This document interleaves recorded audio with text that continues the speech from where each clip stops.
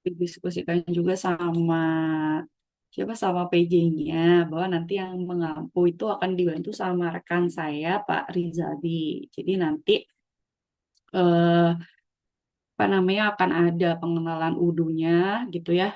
Terus juga nanti ada saya nggak tahu di 3 minggu itu akan bahas apa aja, tapi seingat saya ngobrol sama Pak Rizaldi itu nanti akan kemungkinan ya akan ada instalasi atau kalaupun nggak pakai instalasi kita pakai akun demo.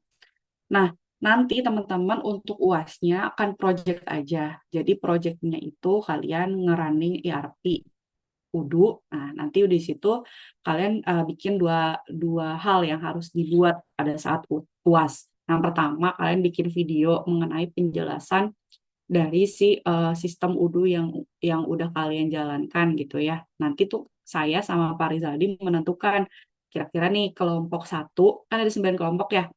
Nanti kelompok satu dia ya RP-nya itu tentang misalkan industri makanan misalnya gitu ya dengan produk misalkan Indomie misalnya gitu ya atau mie instan.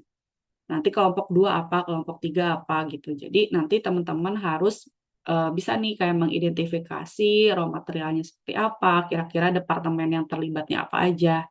Tapi saya sama Pak Rizadi eh, sempat ngobrol juga sebaiknya memang eh, untuk yang jadi UASnya itu adalah industri ya, industri manufaktur gitu. Karena kalau manufaktur itu semua hal ke bahas dibanding kalau misalnya kita cuman bahas sisi keuangan aja gitu kan itu accounting aja. Tapi kalau kita bahasnya manufaktur yang nanti saya sama Pak Rizaldi akan berikan kira-kira kelompok satu tentang manufaktur apa.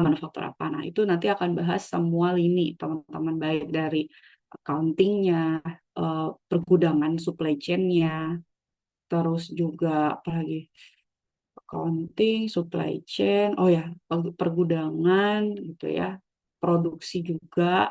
Nah, jadi itu ya gambaran nanti UASnya. Jadi akan ada tema yang akan saya berikan ke teman-teman. Nanti teman-teman ngerunning udunya. Setelah itu bikin video, report video. Jadi kalian presentasi aja di Zoom gitu ya, jelasin apa yang kalian lakukan di dalam udu ini gitu ya untuk industri spesifik yang nanti temanya udah saya tentukan, sama nanti bikin laporan tulis. Nah, laporan tulisnya itu kayak step by stepnya, gimana sih kalian itu membangun si sistem itu gitu ya.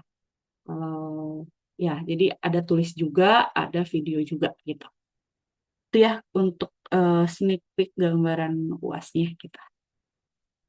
Dan jamnya berarti mulai nanti tanggal 29 itu udah berganti ya, udah diinfoin belum Danu sama Danu untuk jamnya fixnya?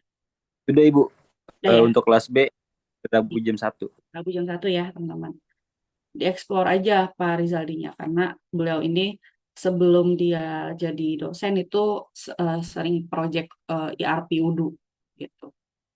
Jadi do not hesitate mau nanya sama beliau ya. Oke, kalau gitu eh kita absen dulu deh. Udah jam 8.10 juga ya. Boleh tolong dibantu sama siapa nih? Sama Danu, sama Arum, atau Bintang, atau Jonathan? Silakan.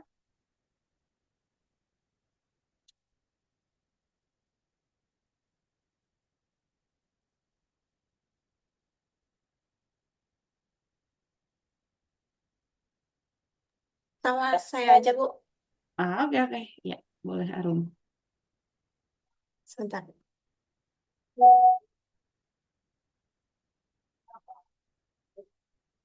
Untuk slide pertama, 1, 2, 3.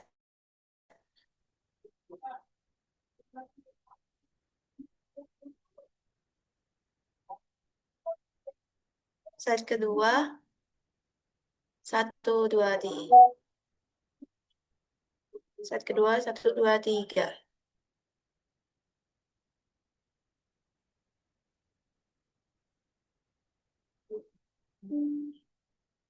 Slide ketiga, 1, 2, 3. Sudah, Bu. Ya, oke. Terima kasih. Oke, terima kasih Arum. Silakan kepada kelompok 8 bisa dimulai presentasinya.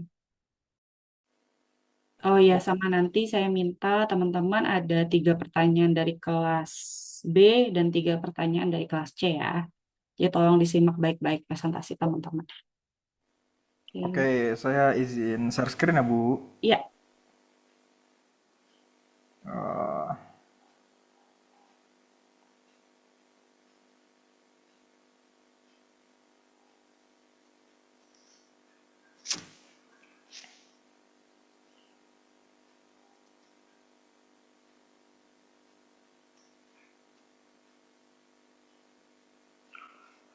Oke, Assalamualaikum warahmatullahi wabarakatuh. Selamat pagi semuanya, yang terhormat Ibu Profesor Dr. Hamidah SEMSI dan juga Ibu Ramdalia Fani Gustaji STR TMAB dan juga kepada teman-teman mahasiswa yang saya sayangi. Kami dari kelompok 8 hari ini akan membawakan materi yaitu perkembangan terbaru dalam teknologi ERP. Perkenalkan, nama saya Amar Sidik Yulianto selaku moderator pada hari ini. Namun di sini saya tidak sendirian. Saya di sini bersama Adi Aldin Fadiuska, Adi Pradipta, Nazwa Jelita, Azahrani Hafsah, Firjawan Akbar, Jauza Akna, dan juga Lailatul Istiana. Oke, kita masuk ke bagian yang pertama ya. Di bagian tren dan inovasi. Nah, di dalam 2 dekade terakhir kebelakangan ini, ERP itu udah mengalami perubahan, transformasi secara fundamental yang mencerminkan evolusi teknologi global dan juga perubahan kebutuhan bisnis itu sendiri. Perkembangan RP bukan hanya tentang peningkatan fungsionalitas, tapi juga bagaimana pandangan yang mengubah cara organisasi mengelola resource atau sumber daya mereka, membuat keputusan yang strategis dan juga bersaing di pasar global yang anggapannya semakin VUCA gitu, volatility, uncertainty, complexity, dan juga ambiguity. Nah, evolusi ERP kita bisa lihat ke belakang itu ada fase historisnya nih. Di tahun 2000-an ERP itu masih didominasi oleh arsitektur mainframe dan client server yang basisnya on-premise, memberikan layanan terutama kepada organisasi besar dengan sumber IT yang oke lah, yang kuat gitu. Kemudian di fase selanjutnya yaitu di gelombang web based atau berbasis dengan website.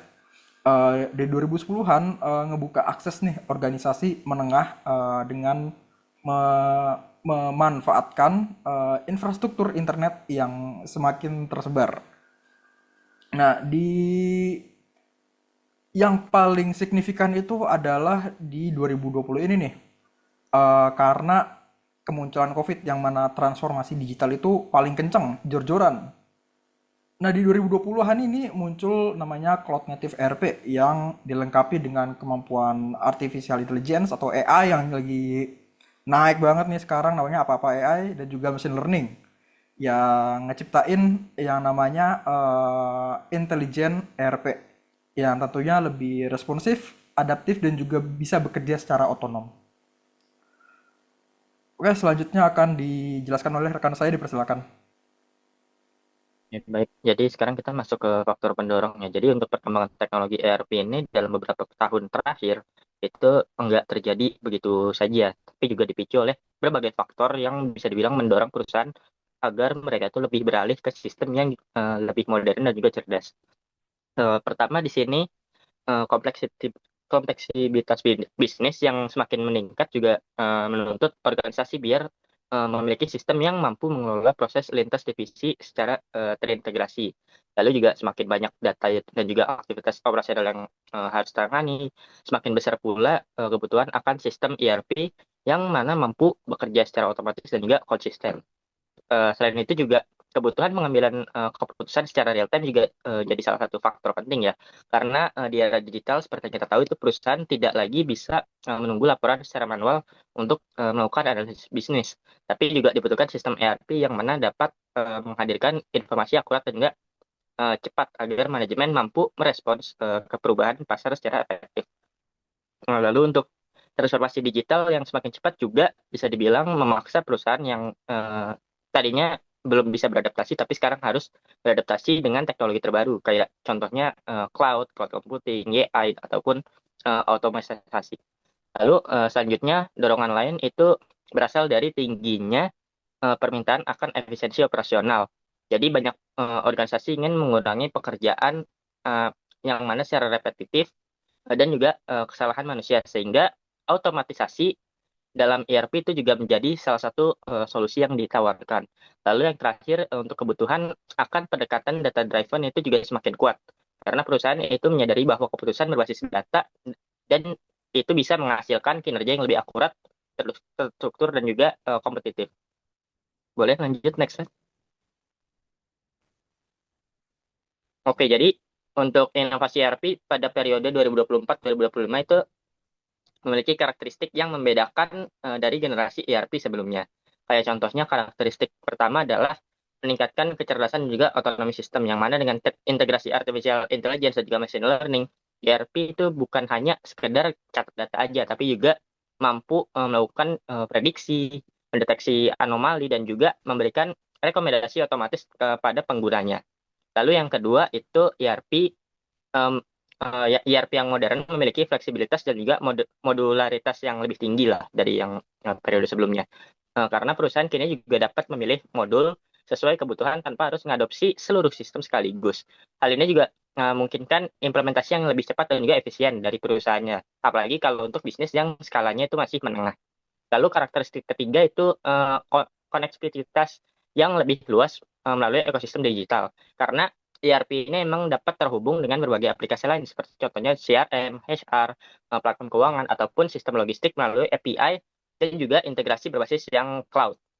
Lalu untuk selain itu, untuk ERP generasi terbaru juga mengutamakan aksesibilitas dan juga pengalaman dari penggunanya, user experience. Lalu untuk sistem yang sebelumnya rumit, kayak dulu masih susah untuk dipakai, sekarang lebih intuitif. Jadi dapat diakses dari mana aja dan juga mendukung kolaborasi lebih baik melalui tampilan modern serta juga fiturnya bisa dibilang udah mulai mobile friendly juga. Yang terakhir, untuk ERP saat ini tuh dirancang dengan skalabilitas tinggi dan juga efisiensi biaya. Karena model cloud dan juga SaaS juga memungkinkan perusahaan bisa membayar sesuai penggunaannya aja, sekaligus mendapatkan perbaruan otomatis tanpa biaya pemeliharaan yang besar. Boleh lanjut next slide. Baik, selanjutnya akan dilanjutkan oleh rekan saya.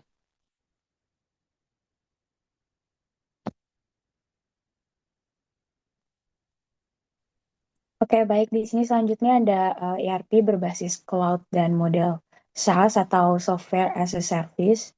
Boleh di next. Nah, di sini perkembangan teknologi informasi mendorong perubahan besar dan dalam pengelolaan bisnis. Sistem ERP berbasis cloud computing dengan model Software as a Service atau SaaS hadir sebagai solusi modern yang memungkinkan perusahaan mengelola seluruh proses bisnis secara efisien, terintegrasi, dan dapat diakses kapanpun melalui jaringan internet. Jadi mungkin kalau biasanya ERP itu bisa dipasang di server kantor gitu ya, yang mungkin disebut dengan sistem on-premise gitu.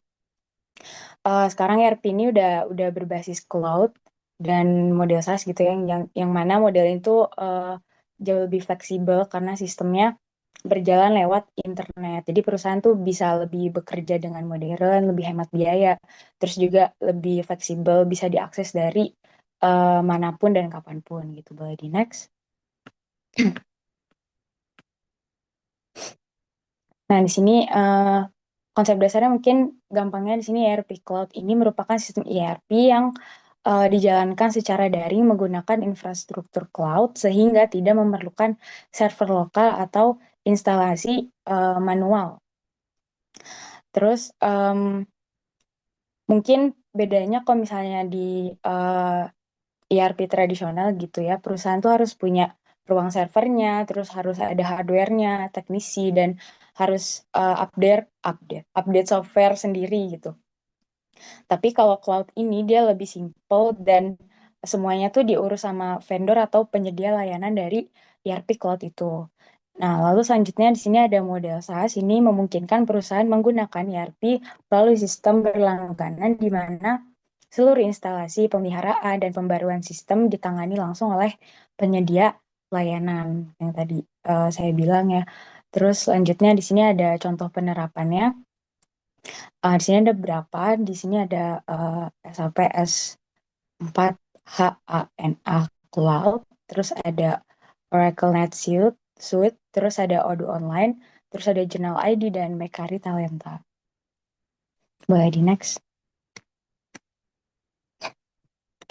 Nah, di sini ada perbedaan dari Cloud ERP sama ERP tradisional atau on-premise. Nah, di sini dari aspek infrastrukturnya, Cloud ERP itu langsung dikelola sama vendor, sedangkan on-premise itu dikelola oleh internal, kayak misalnya staff atau bagian IT dari internal organisasi itu. Terus untuk biaya, Cloud ERP ini sistemnya tuh berlangganan. Mungkin gampangnya kayak kita berlangganan Netflix gitu ya, kayak bisa yang sebulan atau yang per tahun kayak gitu. Terus kalau on-premise nih harus investasi besar di awal. Lalu untuk akses Cloud ERP seperti yang udah dijelaskan tadi, Cloud ERP ini melalui internet, sedangkan on-premise ini melalui jaringan kantor. Dan update dari ERP ini, kalau Cloud ERP update itu otomatis dan tidak mengganggu operasional, sedangkan on-premise ini manual oleh tim IT dari organisasi itu. Boleh di next. Dan di sini ada keunggulan ERP Cloud. Yang pertama di sini efisiensi biaya operasional, yang mana kalau misalnya perusahaan atau organisasi itu pakai sistem Cloud ERP ini, udah pasti akan lebih menghemat biaya perusahaan dan karena nggak perlu bangun server sendiri gitu. Lalu yang kedua, stabilitas dan fleksibilitasnya tinggi, lebih fleksibel. Jadi pengguna atau modul tuh bisa ditambah dengan cepat sesuai dengan kebutuhan bisnis dari organisasi itu. Lalu yang ketiga ada akses real time dan dari mana saja. Jadi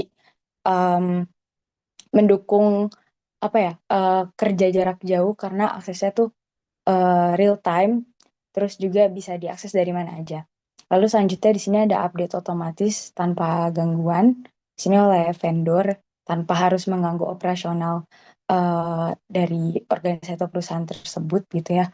Lalu selanjutnya di sini ada integrasi mudah dengan sistem lain kayak seperti marketplace, e-commerce gitu, dan sistem pembayaran. Lalu juga keamanan datanya lebih terjamin gitu karena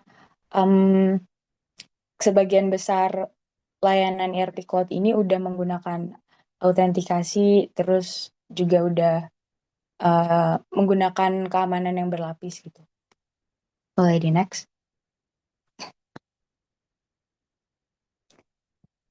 Nah, selanjutnya di sini ada tantangan dan risiko. Di sini yang pertama di sini tantangan dan risiko ini proses migrasi dari on-premise ke cloud itu butuh waktu yang lumayan lama ya dan butuh pelatihan juga. Lalu juga yang kedua di sini ada hilangnya kendali penuh atas data atau kontrol data karena data dari ERP Cloud ini dipegang sama vendor gitu ya, nggak sepenuhnya dipegang sama perusahaan. Lalu juga yang ketiga ada kewajiban patuh regulasi dan standar dari industri, lalu isu keamanan dan privasi data, dan yang terakhir di sini kustomisasi sistem terbatas. Jadi misal di on-premise kan perusahaan itu atau di ERP tradisional perusahaan biasanya bisa mengubah alur kerja dan fitur sesuai kebutuhan dari internal organisasi gitu. Sedangkan kalau di cloud, kustomisasi itu emang lebih terbatas karena sistemnya dibangun dengan standar vendor biar kinerja itu lebih tetap stabil gitu. Terus, tapi sekarang udah ada solusi modern seperti integrasi API atau API dan platform low code atau no code yang memungkinkan perusahaan tuh bisa menyesuaikan alur kerja, terus menambah fitur tambahan atau menghubungkan sistem lain tanpa harus mengubah inti sistemnya. Tuh, next.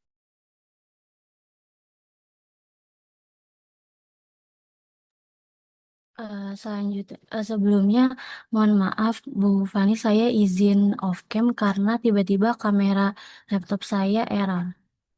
Ini selanjutnya ada perkembangan ERP Cloud di masa depan. Jadi ke depannya ini sistem ERP berbasis cloud itu diperkirakan akan terus berkembang dan terintegrasi dengan dukungan teknologi seperti AI, Big Data, dan Internet of Things atau IoT.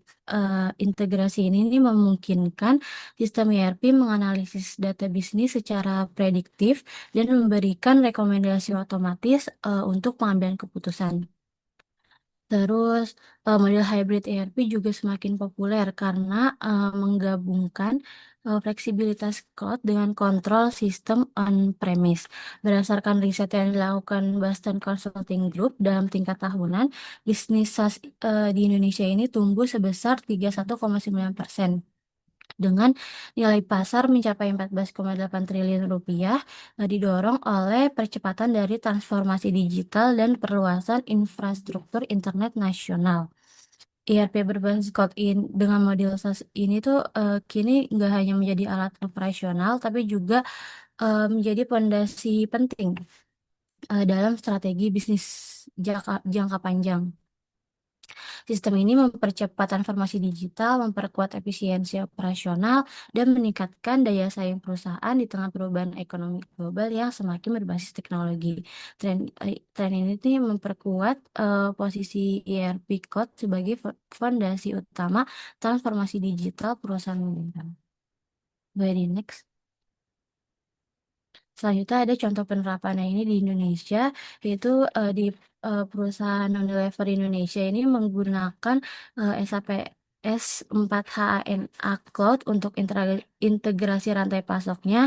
Terus ada Tokopedia dan Shopee ini memanfaatkan sistem cloud-nya untuk pengolahan transaksi, dan di sektor UMKM ada platform seperti Jurnal.id, Mokari Talenta, dan Mokapos yang menggunakan ERP ini untuk mengolah keuangan dan operasional secara efisien. Jadi next. Selanjutnya akan dilanjutkan oleh rekan saya. Baik, selanjutnya terkait integrasi ERP dengan teknologi kecerdasan buatan ataupun AI. Body next. Nah, AI ini atau artificial intelligence cukup berperan penting dalam ERP, yang mana AI memungkinkan sistem untuk belajar mandiri dari data historis yang ada. Terus juga bisa mengenali pola, memprediksi hasil, dan juga memberikan rekomendasi keputusan secara otomatis. Nah, dengan ini AI dapat membuat ERP menjadi sistem yang lebih intelijen dan juga responsif. Nah, integrasi AI ini menambahkan nilai terhadap ERP. Contohnya misalnya dalam modul supply chain manajemennya, AI bisa masuk buat jadi membantu prediksi permintaan pasar dan juga mengoptimalkan stok, terus juga bisa masuk ke dalam keuangan, AI-nya bisa mendeteksi anomali transaksi yang mencurigakan, ataupun dalam human resources untuk mencari data dan juga menganalisis kinerja karyawan. Di sini ada beberapa peran AI dalam pengembangan ERP.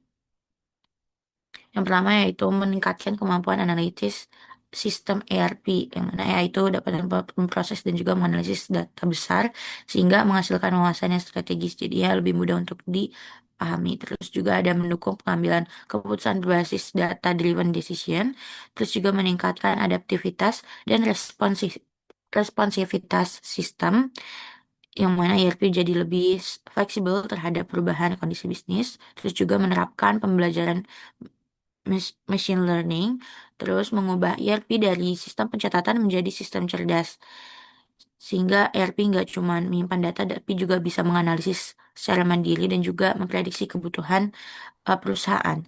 Terus meningkatkan efisiensi operasional lintas departemen. Jadi AI bisa mengotomatisasi proses mulai dari input data, pelaporan, dan juga analisis keuangannya. Nah, di sini ada dampak strategis terhadap organisasi dari AI, yaitu dapat mendorong organisasi menjadi data driven dan self learning, terus juga mempercepat adaptasi terhadap perubahan pasar dan juga kebutuhan pelanggan, lalu juga meningkatkan daya saing di era industri 4.0 melalui proses bisnis yang cerdas dan juga efisien. Body next.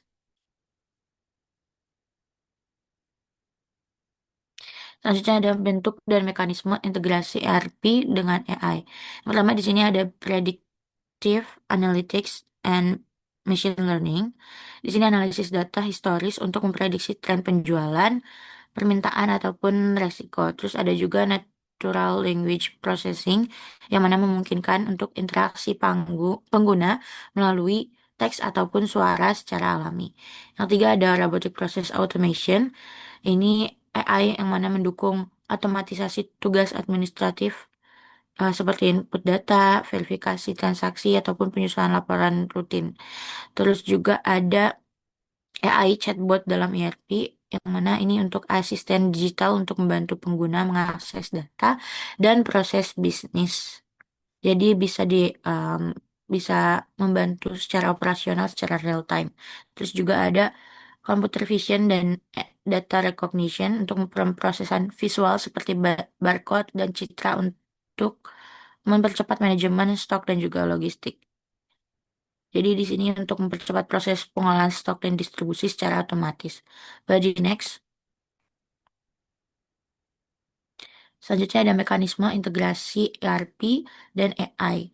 Di sini ada 3 contoh mekanisme integrasi. Yang pertama ada integrasi berbasis API, Application Programming Interface, yaitu menghubungkan modul ERP dengan sistem AI tanpa mengubah struktur utama sistem. Terus juga ada cloud-based ERP dengan AI Engine, sistem berbasis cloud seperti Oracle ERP Cloud dan juga memanfaatkan AI untuk analisis real time.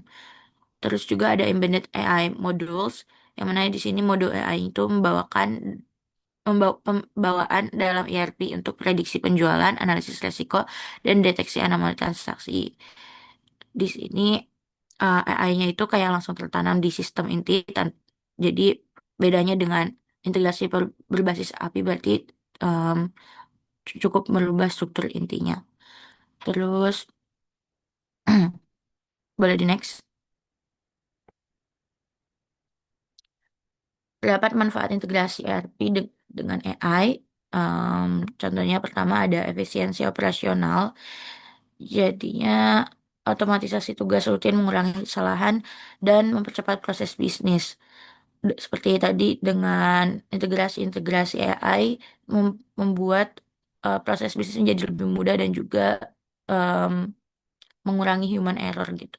Terus juga ada analisis prediktif, human AI memprediksi kebutuhan dan risiko untuk keputusan yang lebih proaktif.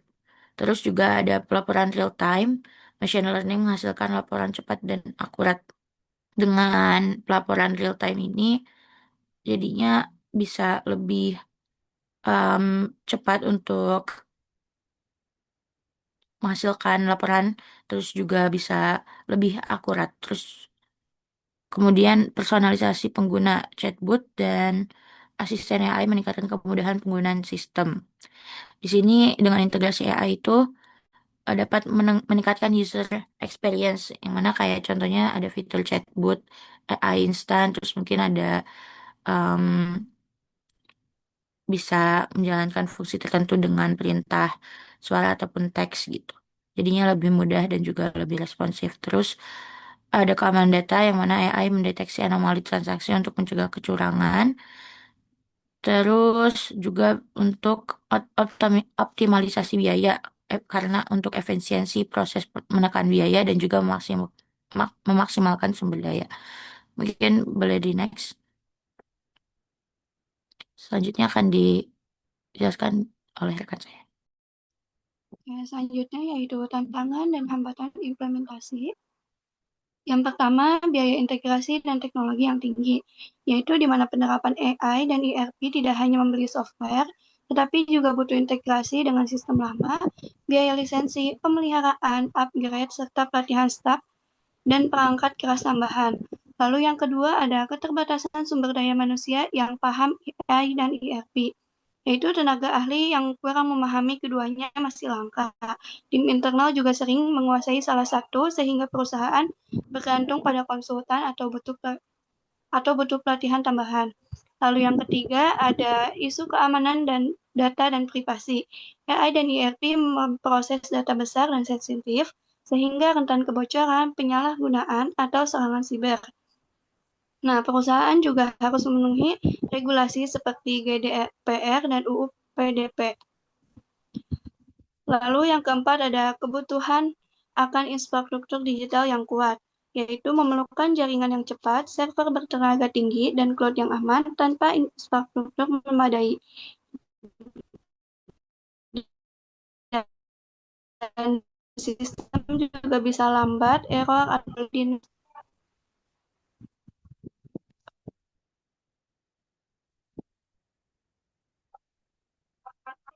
boleh tolong di next.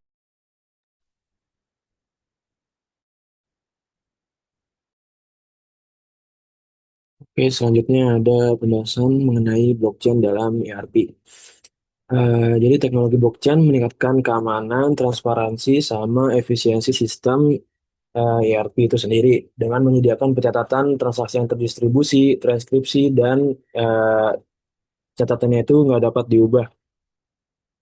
Terus menurut Fascia dan Petratos tahun 2021, integrasi blockchain melalui smart contract memungkinkan validasi otomatis dan jejak audit digital yang bersifat transparan, sehingga meningkatkan akuntabilitas serta menciptakan ekosistem bisnis yang efisien dan terpercaya. Eh, Blockchain itu juga berfungsi sebagai fondasi baru bagi ERP modern dengan mengatasi kelemahan sistem terpusat yang rentan terhadap kecurangan, manipulasi data, dan proses verifikasi yang bersifat lambat. Terus melalui mekanisme distributed ledger, setiap transaksi diverifikasi oleh seluruh node blockchain sehingga integritas data itu meningkat. Sementara smart contract mempercepat proses bisnis seperti e-procurement, pembayaran, dan rekonsiliasi tanpa intervensi manual. Selain itu, pencatatan yang bersifat immutability memastikan bahwa seluruh perubahan dapat ditelusuri dengan jelas. Eh, yang mana hal ini itu menciptakan transparansi yang lebih tinggi bagi pihak yang terlibat. Dengan demikian, integrasi dari blockchain itu sendiri nggak hanya memperkuat aspek keamanan dan keandalan data dalam ERP, tetapi juga meningkatkan efisiensi operasional dengan meminimalkan kesalahan, mempercepat alur kerja, dan mendukung tata kelola data yang lebih baik dalam ekosistem bisnis digital. Kan boleh next. Oke, selanjutnya dilanjutkan rekan saya. Selanjutnya ini ada studi kasusnya, itu penerapan ERP berbasis AI pada startup Tiket2Skuy. Tiket2Skuy merupakan startup jasa pengiriman yang beroperasi di Kota Cimahi. Dalam menghadapi peningkatan volume pengiriman hingga 35% per tahun, perusahaan menghadapi kendala dalam efisiensi administrasi, keakuratan data, serta kecepatan layanan pelanggan. Untuk menjawab tantangan tersebut, Tiketox mengintegrasikan sistem ERP berbasis AI dalam kegiatan administrasi operasionalnya. Melalui integrasi ERP berbasis AI, Tiketoxkui berhasil menghubungkan berbagai fungsi bisnis seperti keuangan, logistik, layanan pelanggan, dan administrasi dalam satu sistem terpusat. Pada modul keuangan, sistem AI melakukan pencatatan transaksi secara otomatis dan mendeteksi anomali data dengan machine learning. Sementara itu, modul logistik dilengkapi dengan algoritma prediktif yang dapat memperkirakan waktu pengiriman berdasarkan kondisi lalu lintas dan cuaca secara real time. Selain itu, fitur chatbot berbasis natural language processing juga diintegrasikan ke dalam ERP untuk menangani pertanyaan dan keluhan pelanggan secara otomatis, sekaligus mencatat data interaksi tersebut ke dalam sistem administrasi. Integrasi antar modul ini membuat alur kerja menjadi lebih efisien dan transparan, serta meminimalkan kesalahan manusia dalam proses input data, ke- serta meminimalkan manusia dalam proses input data. Ya, ini ada source-nya dari jurnal akuntansi dan manajemen keuangan dengan judul Penerapan Artificial Intelligence dalam Administrasi Operasional, studi kasus pada startup di bidang jasa pengiriman tiket Tsukuy di Kota Cimahi. Ready next. Selanjutnya akan dilanjutkan oleh rekan saya. Selanjutnya yaitu dampak dari studi kasus, yaitu penerapan sistem ERP berbasis AI pada startup tiket Tsukuy memberikan dampak positif terhadap efisiensi dan kinerja operasional perusahaan. Proses administrasi menjadi lebih cepat dan akurat karena pencatatan transaksi dilakukan secara otomatis, sehingga meminimalkan kesalahan manusia. Lalu integrasi antar modul juga seperti keuangan, logistik, dan layanan pelanggan juga meningkatkan koordinasi dan transparansi data. Lalu untuk dalam aspek logistik, algoritma prediktif membantu memperkirakan waktu pengiriman berdasarkan kondisi, lalu lintas, dan cuaca secara real time, sehingga efisiensi dan kecepatan layanan meningkat. Namun di sisi layanan pelanggan, chatbot berbasis natural language processing atau NLP mampu merespons pertanyaan dan keluhan dengan cepat yang berdampak pada peningkatan kepuasan pelanggan. Lalu secara finansial, sistem ini memudahkan deteksi anomali dan mendukung pengambilan keputusan berbasis data, sekaligus menghemat biaya operasional. Selain itu, penerapan AI ERP ini mendorong transformasi digital dalam organisasi, meningkatkan kolaborasi antar divisi, serta menuntut peningkatan kompetensi karyawan dalam bidang teknologi dan analisis data. Boleh di next. Selanjutnya akan dibacakan oleh rekan.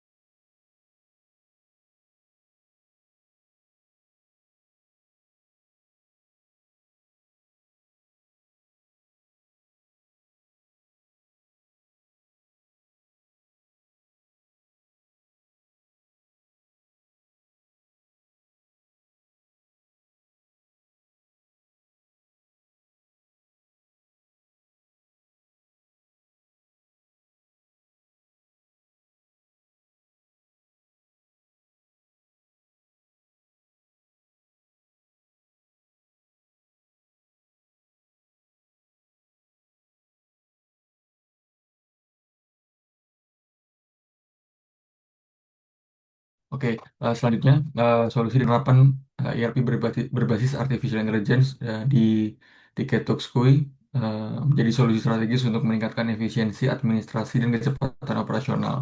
Sistem ini tuh menyatukan seluruh proses bisnis dalam satu platform digital yang cerdas dan terintegrasi. Yang pertama adalah integrasi platform ERP dengan AI yang terpusat sehingga segala data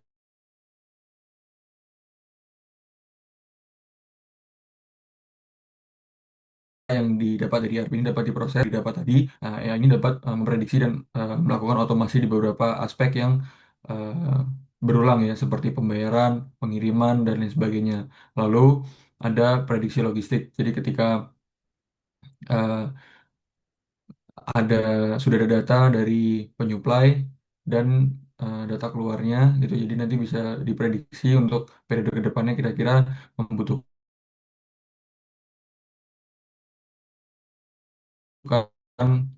eh, produk itu. Yang ketiga ada chatbot berbasis natural language processing. Jadi chat dari customer ini tidak perlu lagi dibalas langsung oleh customer service. Jadi sudah bisa otomatis lewat chatbot. Yang keempat, strategi pendukung implementasi. Jadi dari segala data dan pengolahannya tadi, perusahaan itu bisa dapat merencanakan mengembangkan strategi implementasi yang lebih baik. Lalu yang selanjutnya adalah evaluasi dan pengembangan berkelanjutan. Jadi karena memang teknologi blockchain ini masih perlu banyak adaptasi ya, baik dari segi infrastruktur maupun sumber daya. Eh, jadi memang perlu dilakukan evaluasi yang dan pengembangan secara berkala dan berkelanjutan. Karena memang teknologinya sendiri sejauh yang kami tahu belum banyak perusahaan Indonesia yang menggunakan ya. Jadi memang masih digunakan untuk perusahaan-perusahaan yang berskala besar seperti itu. Boleh di next.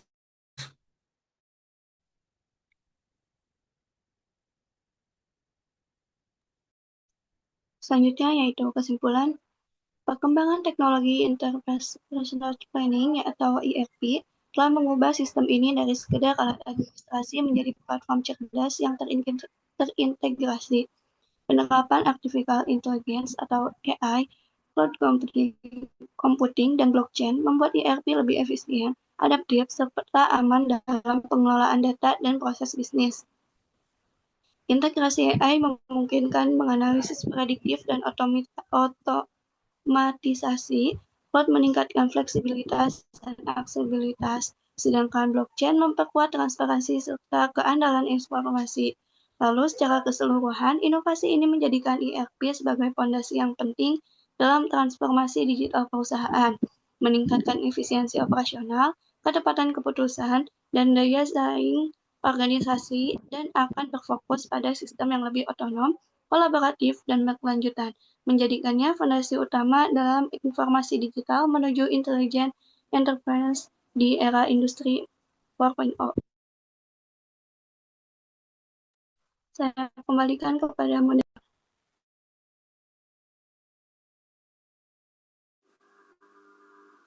Oke, mungkin sekian presentasi dari kami. Saat ini kami akan membuka sesi pertanyaan. Kami akan membuka 3 pertanyaan dari tiap kelas, yaitu 3 pertanyaan dari kelas B dan juga 3 pertanyaan dari kelas C. Untuk teman-teman yang ingin bertanya, dipersilakan banget untuk raise hand dan sebutkan pertanyaannya. Dipersilakan.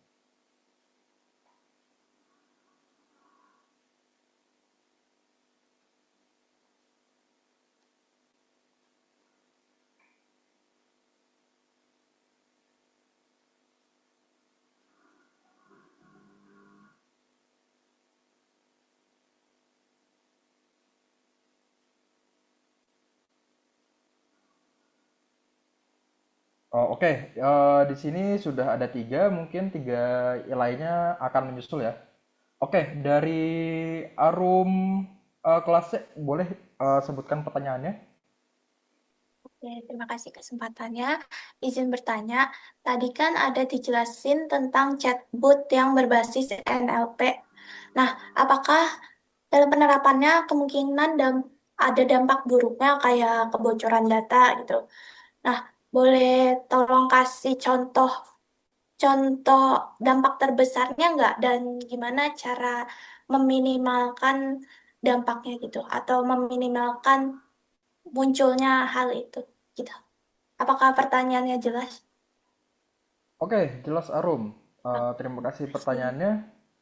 Selanjutnya dia Ratu dari kelas B, dipersilakan untuk menyebutkan pertanyaannya. Ya, terima kasih atas kesempatannya. Tadi kan kalian sudah membahas ya terkait blockchain dalam penerapan ERP.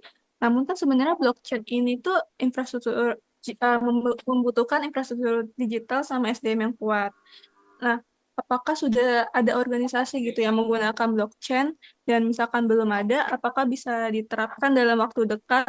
Mengingat kalau misalkan kesenjangan digital antar wilayah itu masih rendah dan tingkat literasi juga masih rendah, atau justru perusahaan sekarang ini harusnya lebih fokus gitu memperkuat sistem ERP yang biasa sebelum beralih ke teknologi blockchain yang lebih kompleks dan mahal. Terima kasih.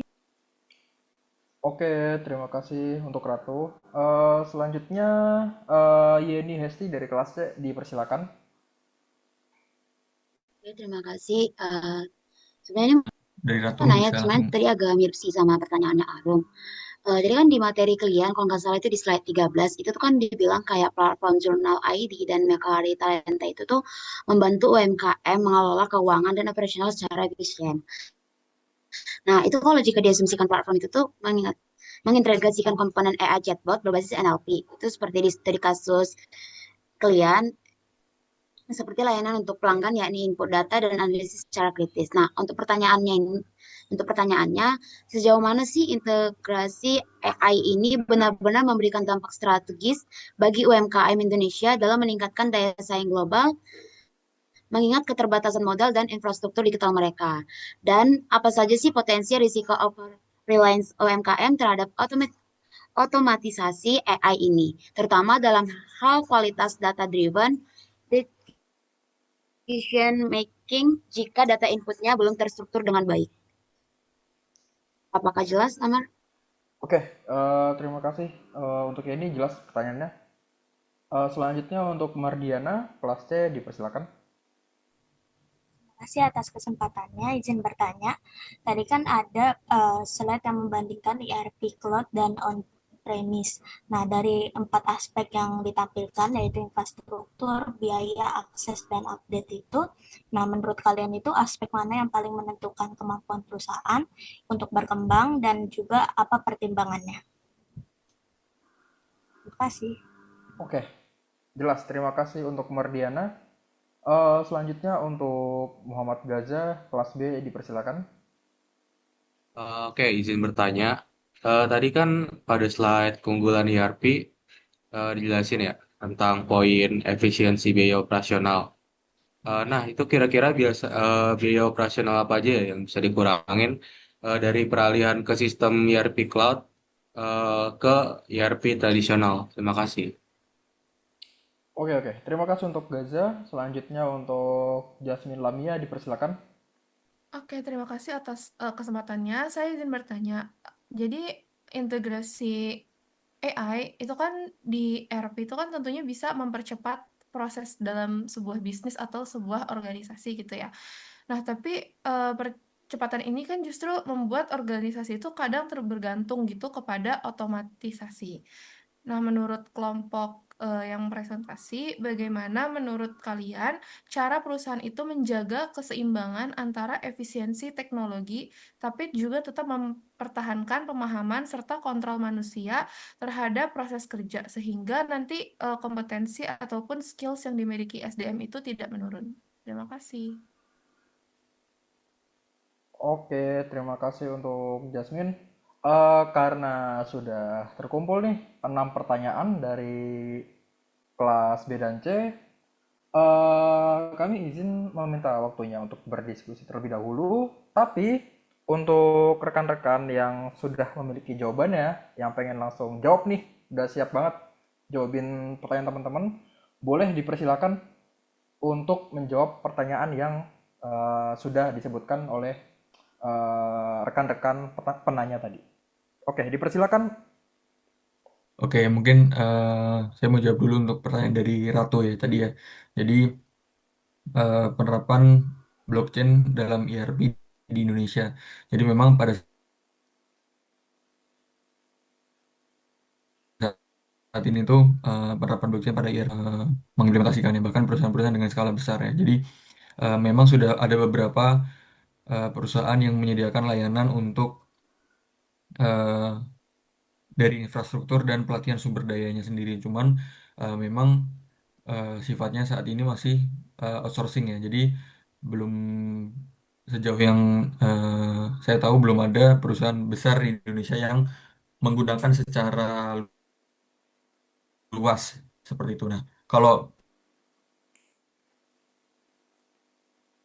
ditanya apakah sudah ada, kebanyakan itu perusahaan internasional ya, Walmart, terus Amazon, juga kalau di bank itu ada HSBC dan lain sebagainya. Jadi Eh, Tentu memang masih butuh banyak perbaikan baik dari segi infrastruktur maupun sumber daya ya untuk di Indonesia sendiri seperti itu karena memang penyedia layanannya pun belum banyak, lalu juga belum teruji dari segi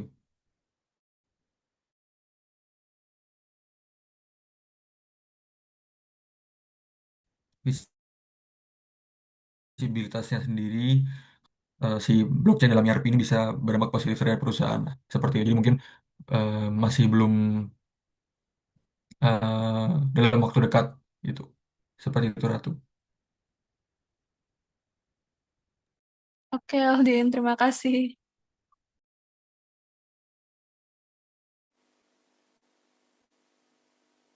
Oke, terima kasih untuk dia Aldin dan juga dia Ratu. Apakah ada rekan-rekan yang ingin langsung menjawab lagi?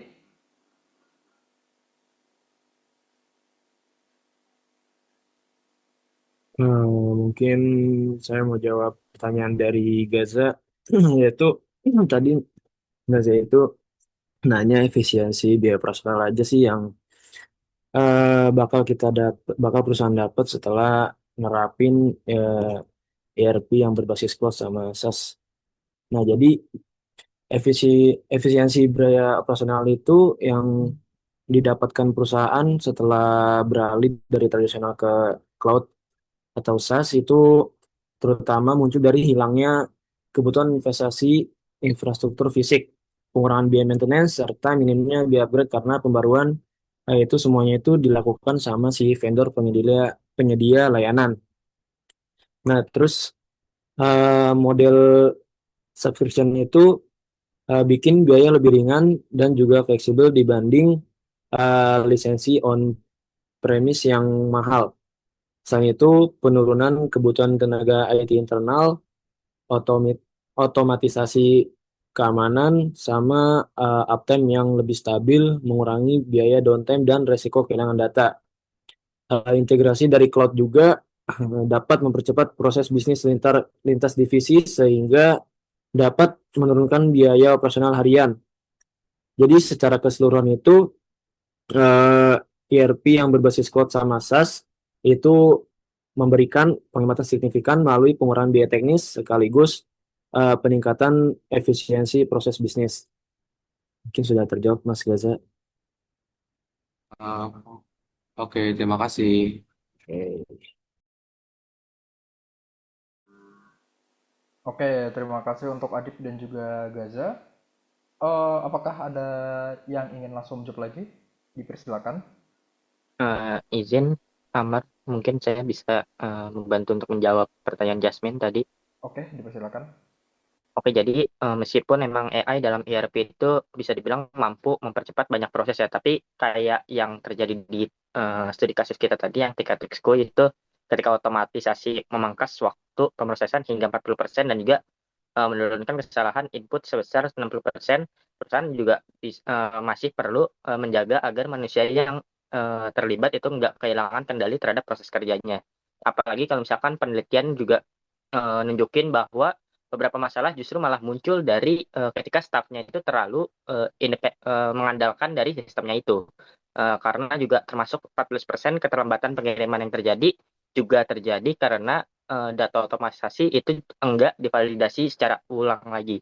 Nah, jadi untuk menjaga keseimbangan tersebut, perusahaan itu bisa mulai dengan memastikan bahwa tiap-tiap penerapan teknologi itu selalu diikuti dengan peningkatan kapasitas penggunaan dari manusianya.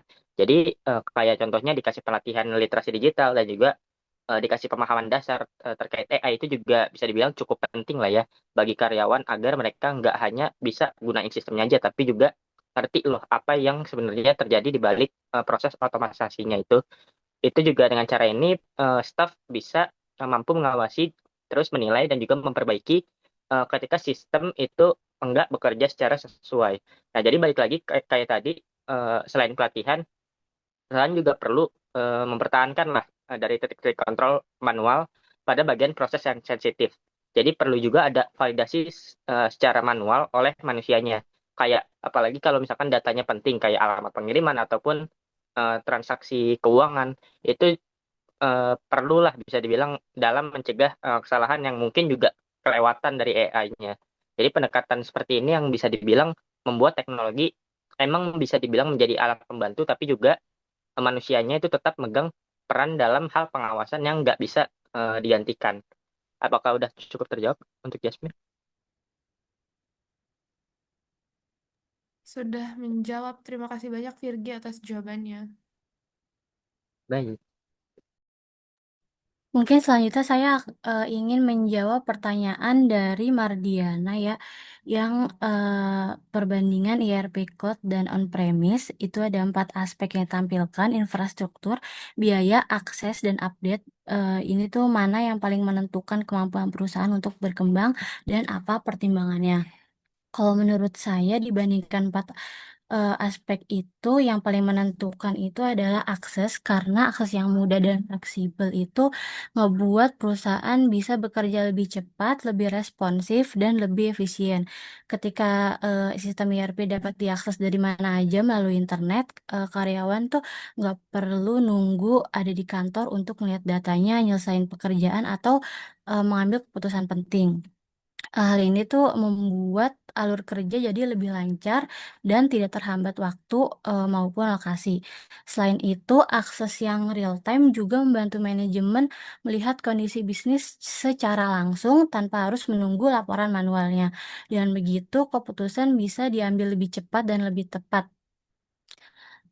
Terus aspek lain seperti infrastruktur, biaya, dan update penting juga, tapi tidak langsung memengaruhi kelincahan perusahaan, seperti akses, karena infrastruktur bisa diperbaiki, biaya bisa diatur, dan update bisa dijadwalkan. Namun tanpa akses yang mudah dan cepat, perusahaan tetap akan bergerak lambat gitu. Karena itu akses jadi faktor yang paling berpengaruh dalam menentukan seberapa cepat dan sejauh apa perusahaan bisa berkembang.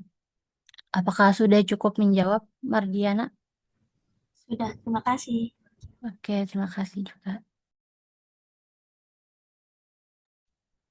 Oke, selanjutnya saya akan menjawab pertanyaan Arum, yaitu dampak terbesarnya adalah kebocoran data sensitif pengguna.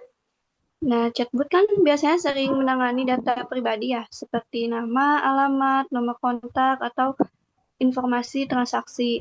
Nah, jika sistem ini diserang atau memiliki celah keamanan, data tersebut bisa bocor dan disalahgunakan. Misalnya seperti untuk penipuan atau pencurian identitas. Nah, bagaimana cara meminimalkannya? Yaitu dengan cara yang pertama, enskripsi data end-to-end, yaitu data yang dikirim dan disimpan harus dienskripsi agar tidak mudah dibaca pihak yang tidak sah. Lalu yang kedua, akses dan izin, yaitu hanya sistem atau pihak tertentu yang boleh mengakses data tersebut. Lalu yang ketiga, anonimasi data, yaitu chatbot tidak menyimpan data sensitif secara langsung, namun identitas pengguna bisa dihilangkan atau disamarkan. Lalu yang keempat, audit dan pengujian keamanannya rutin, yaitu lakukan penetration testing, memperbarui sistem dan menutup celah keamanan. Lalu yang terakhir, aturan privasi yang ketat, seperti atur chatbot agar tidak meminta data sensitif kecuali benar-benar diperlukan. Apakah cukup menjawab, Arum? Cukup menjawab. Terima kasih, Najwa. Sama-sama. Oke, terima kasih atas presentasi, pertanyaan, serta jawaban dari teman-teman kelompok 8. Saya sedikit maaf. menambahkan. Ya, Masih ada satu pertanyaan oh lagi. masih ada satu lagi. Oke, Iya. sebelum itu, sebelum saya lupa, mau nambahin sedikit aja. Ya, baik, Bu. Oke, baik, terima kasih. Terkait tadi pertanyaan yang dijawab kayaknya sama Virgiawan deh tadi ya, terkait bahwa tetap aja semua apapun toolsnya yang melakukan decision akhir, pengecekan dan lain sebagainya itu adalah manusia. Jadi memang baik dari sistemnya yang kita persiapkan gitu ya, tentu aja kan harus ada pelatihan daripada orang-orangnya juga yang menggunakan sistemnya. Kalau kayak di Mekari sendiri, saya sempat dulu pernah berlangganan Mekari Jurnal waktu itu. Memang mereka selalu siap sedia ya terkait tutorial di YouTube, kemudian mereka mengadakan kursus eh, untuk platformnya mereka sendiri, bahkan mereka tuh ada kayak community base-nya gitu teman-teman. Jadi kalau misalkan ada permasalahan apapun tuh kita bisa tanya di situ dan ada kayak apa namanya troubleshooternya tuh ada gitu di situ yang ngejelasin kalau misalkan ada kejadian apa tuh dia jawab gitu di community-nya.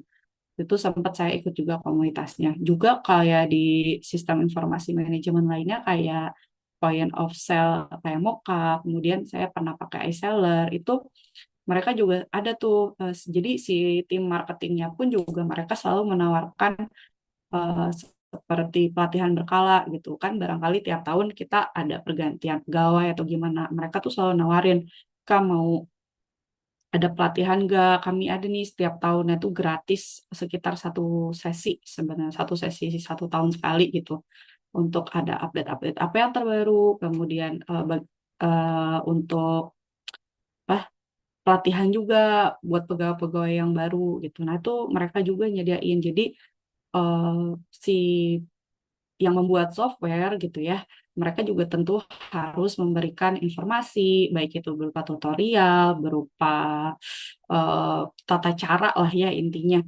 Juga salah satunya pakai community base tadi, supaya informasi atau bentuk tanya jawab dan lain sebagainya, atau bahkan pakai chatbot ya, supaya ada frequent and frequent question gitu ya, pertanyaan-pertanyaan yang sering ditanya itu udah ada kayak gitu. Itu juga membantu ya teman-teman. Itu aja tambahannya. Silahkan bisa dilanjut lagi. Oke, baik, terima kasih Bu. Sebenarnya saya izin buat jawab pertanyaan dari Yeni tadi mengenai sejauh mana integrasi AI memberikan dampak strategis bagi UMKM Indonesia dalam meningkatkan daya saing global, mengingat keterbatasan modal dan infrastruktur digital dari UMKM itu sendiri, dan apa aja sih potensi risiko reliance UMKM terhadap otomatisasi AI ini, terutama dalam hal kualitas data-driven decision making jika data inputnya belum terstruktur dengan baik. Oke, aku izin jawab ya. Sebenarnya UMKM tuh bisa banget mulai integrasi AI chatbot meskipun modal dan infrastrukturnya terbatas gitu, karena sekarang mereka nggak perlu bikin chatbot sendiri karena udah banyak platform ERP atau layanan cloud gitu ya yang nyediain chatbot bawaan gitu, kayak misalnya kayak Talenta Mekari itu yang udah punya AI, namanya tuh AI Airin ya kalau nggak salah, mungkin nanti yang lain bisa nambahin gitu, atau platform lain yang punya fitur chatbot sederhana buat jawab pertanyaan pelanggan, terus catat pesanan atau kumpulin data secara otomatis gitu. Jadi UMKM tuh istilahnya ya tinggal pakai gitu, nggak perlu bangun dari awal gitu. Terus juga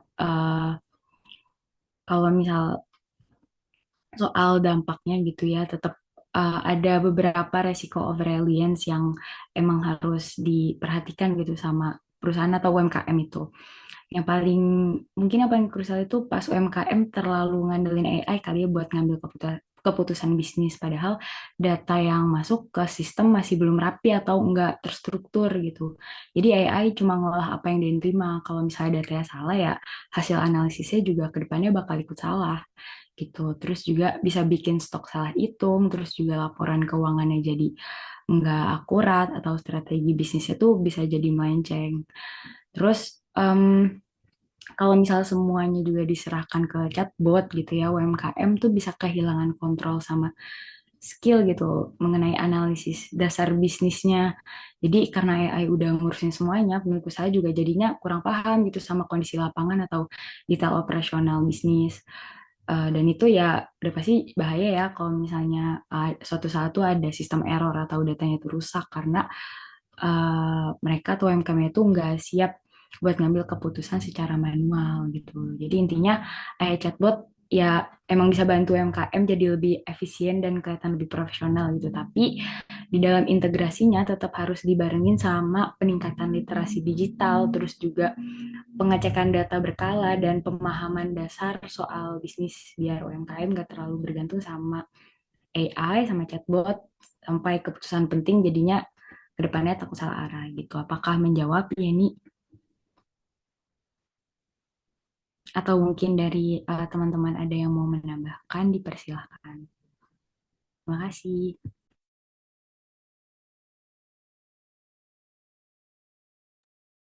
Oke, tambahan aja memang pada intinya kualitas data juga harus bagus ya, harus rapi, terstruktur, sesimpel kayak penggunaan atau penulisan dari laporan keuangan dengan konsisten.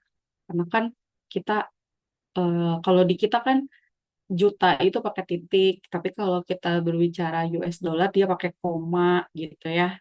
Nah, yang kayak gitu-gitu maksudnya kadang-kadang eh, karena kualitas data kualitas datanya nggak rapi, jadinya nggak ini gitu ya, hasil yang diolah sama AI pun juga jadi nggak bagus gitu ya. Jadi tetap aja mau segimanapun canggihnya AI juga dipengaruhi sama kualitas data. Kan AI itu juga bisa kita latih ya, dengan data-data yang kita punya kita latih untuk memberikan ya decision kira-kira opsi-opsi apa aja yang bisa diambil kayak gitu. Yang ini udah dilakuin sama Amazon. Jadi Amazon juga waktu itu pernah, aduh di eh, artikel salah satu artikel di Harvard gitu, dia bilang bahwa Amazon ini akhirnya dia menguji ya ke intinya apakah AI-nya dia itu atau ya AI dalam proses membantu membuat keputusan itu udah benar atau enggak gitu ya. Jadi dia ngelatih AI dengan data, terus udah gitu dia pakai AI lainnya untuk nanya kebenaran yang udah dibuat sama AI yang pertama gitu, kayak di recheck kayak gitu teman-teman. Jadi memang eh, berdasarkan lesson learn dari eh, hasil penelitian itu gitu ya, adalah salah satunya kualitas data juga mempengaruhi ya di decision makingnya, juga kualitas atau kita sebutnya apa ya, kualitas rekomendasi gitu yang diberikan sama si AI gitu ya terhadap keputusan, ya terhadap sebuah decision gitu. Jadi itu juga ngaruh ya teman-teman. Oke, oke teman-teman, masih ada pertanyaan lagi mungkin dari yang lain? Boleh kalau misalnya masih ada.